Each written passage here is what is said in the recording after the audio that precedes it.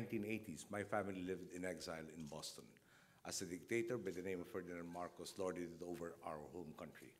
At the time, my father was a former senator of the Republic who was, as earlier said, imprisoned for 7 years and 7 months for opposing Mr. Marcos, before being finally allowed to come to the United States of America to receive, undergo a heart bypass operation for his heart condition. During our stay here, he took every opportunity to speak about the situation back home. In fact, I am told that one of his most prominent speeches was delivered here in this very city, where he talked of the many ways in which the dictator had been eroding our democracy and freedom. Less than 6 years after that speech, after my father was brutally assassinated upon his return to Manila, and after the Filipino people toppled the dictatorship in a peaceful revolution, it was my mother's turn to take center stage. As our nation's new president, she stood before the United States Congress to recount the Philippine story and to signal our nation's commitment to the restoration of the freedoms that the dictatorship had denied us. As an aside, perhaps I should say that my father once said, "Pity the person who follows Mr. Marcos. He will be expected to solve all of the problems created in practically no time." He never imagined it would be on my mother's shoulders to try and solve that conundrum. As you can see, my parents have bequeathed to me a solid legacy of speaking before communities in the United States.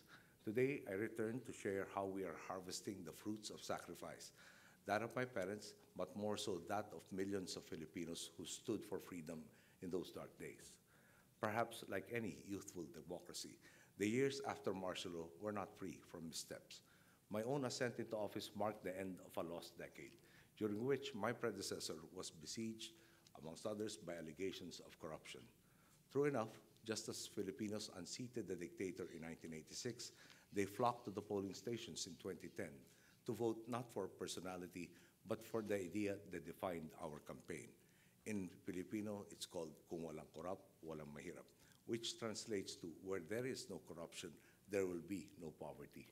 And over these past few years, it has likewise been their support that has allowed us to persevere in the face of entrenched interests and enact reform after reform. Allow me to give you a brief overview of what we have done to transform our nation. From day one, we identified and plugged leaks in every corner of the bureaucracy. We overhauled our budgeting process, pursuing zero-based budgeting. This requires government to review every single line item in the budget to see which ones are efficient and which ones have shown to be extremely inefficient or not even performing any function of the role and hence needed to be scrapped. We also now practice what we call bottom-up budgeting, through which we harness the wisdom of local communities through extensive consultations.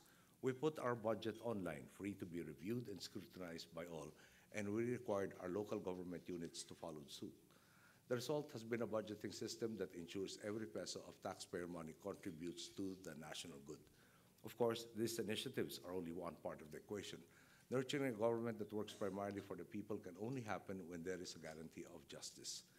That public servants who place their own interests above that of the people will be held accountable.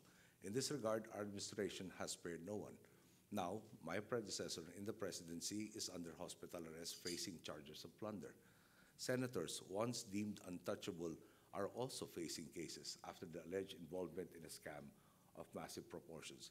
Perhaps I should explain that in our country, in our system, we only have sitting at any one time 24 senators who are elected nationwide.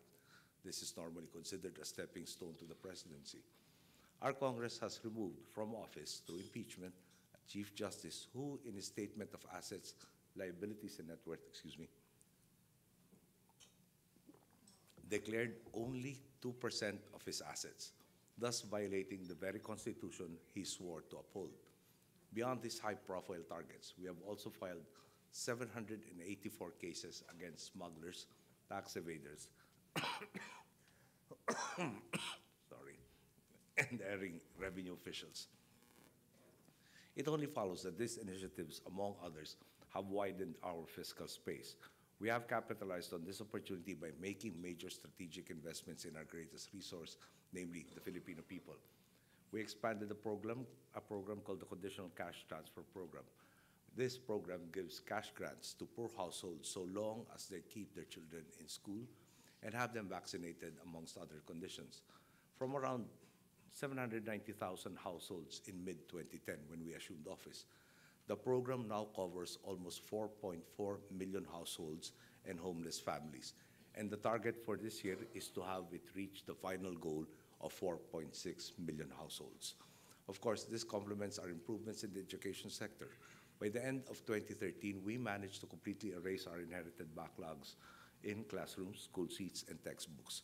We likewise passed a law that upgrades our education system to global standards, which gives our students more time to digest their lessons, amongst others.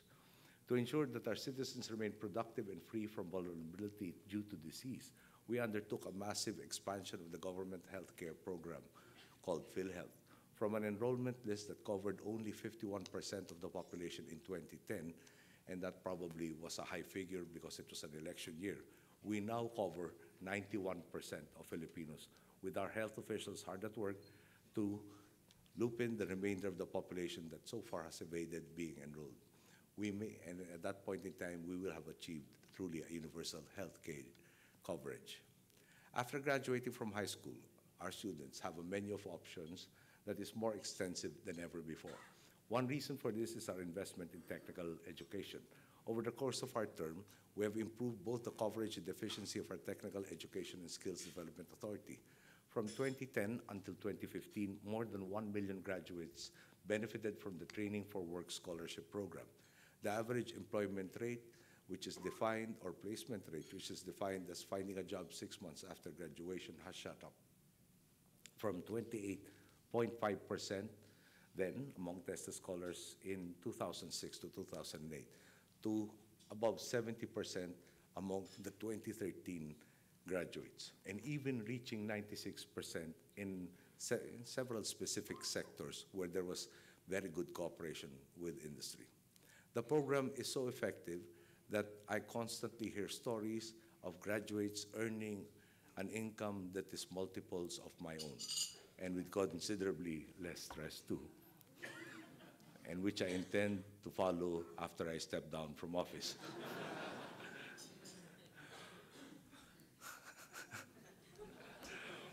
I'm reminded of that condition.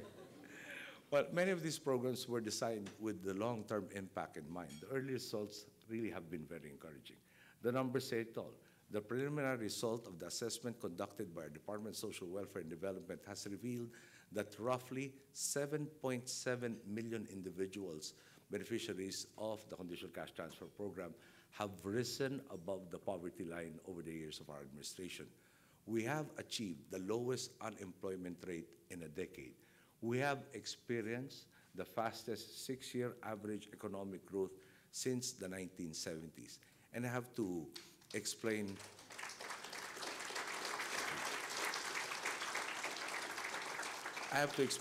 that figure a little.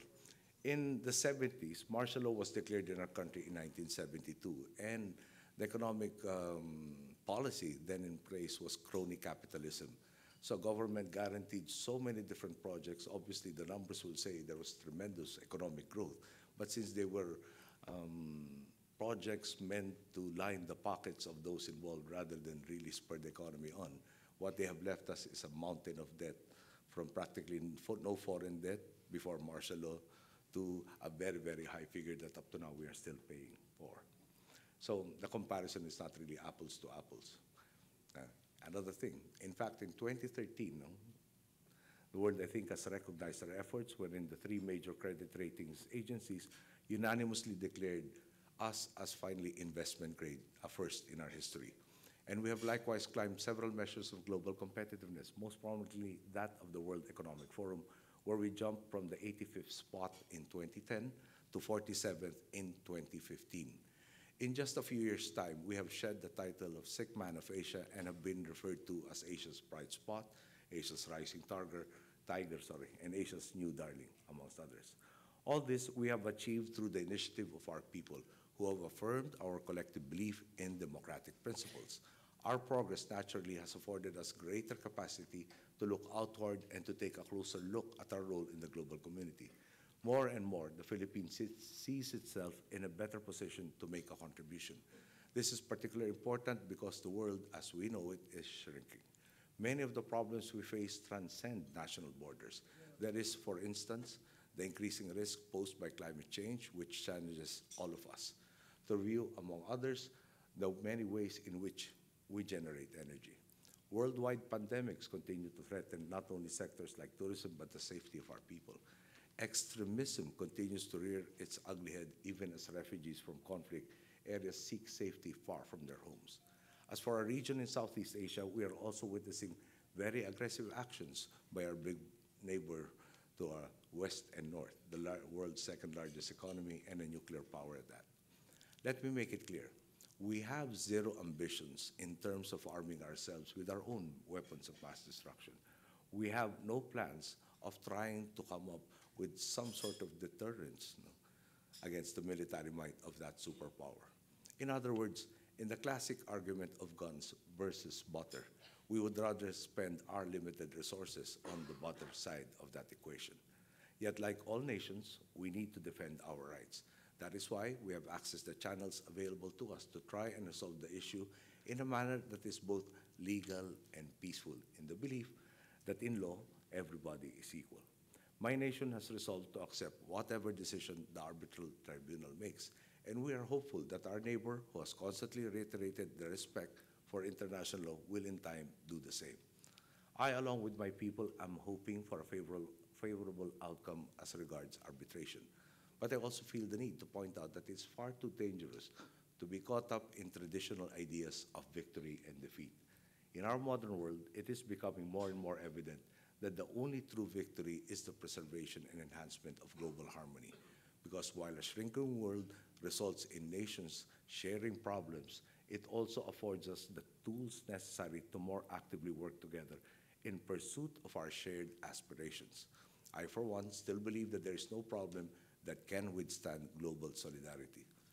More than ever, nations must contribute everything they can to address communal challenges instead of entering into protracted debates over who should be doing what and by how much.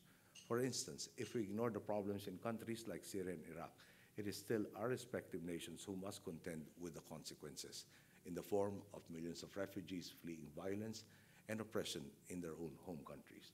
Likewise, apathy allows despair and radicalization to gain ground among the dispossessed, the consequences of which can only inevitably spill over to our own shores. I believe I can speak for most countries when I say that while I believe in extending the limits of our compassion, no single country, regardless of their wealth, can take care of all refugees for an unlimited period of time. It is in all our best interest to work for stability, not just in our nations, but in our regions. Thus, countries the world over must continue working to find commonalities and harmonize efforts to give rise to a world order that allows people to live with peace, dignity, and contentment in their own homes. Make no mistake, this will never be easy, nor will it happen overnight. There are countless legitimate issues that sometimes affect our capacity to deepen our relations with one another, but my optimism remains. Throughout my life, I've witnessed people united by purpose accomplish the impossible, and I believe that such miracles are not exclusive to the Philippines. If we of the global community can commit to taking every available step, no matter how small, to engender trust and enhance our linkages, then I believe that we can confront any issue, no matter how huge. We can nurture a healthier and more productive global diplomatic landscape, and perhaps little by little, we can give rise to a world where no one is left behind. A world of peace and prosperity that is felt by all, a world that we can proudly bequeath to future generations. Thank you. Good evening.